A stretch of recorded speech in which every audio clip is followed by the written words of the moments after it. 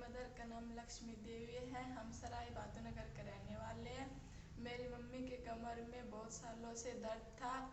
हमने रावनों से मेडिसिन ली थी तो मम्मी को बिल्कुल भी फर्क नहीं मिला। हमारे गांव में किसी ने आदियोगी हेल्थ केयर क्लिनिक का एड्रेस दिया जो कि रेवाड़ी में है।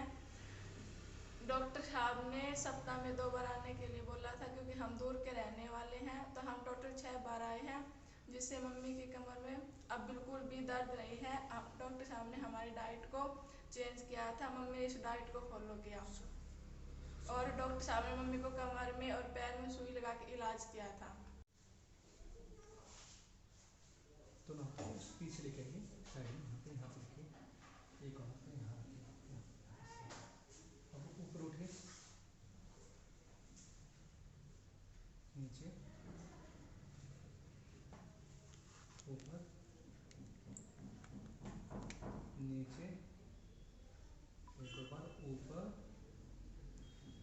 नीचे।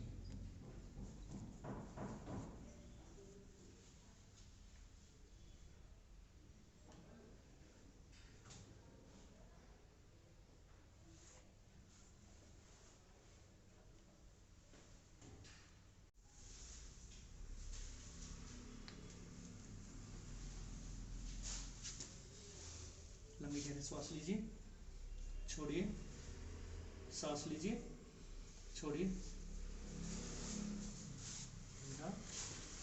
लंबी गहरी सांस लीजिए, छोड़िए।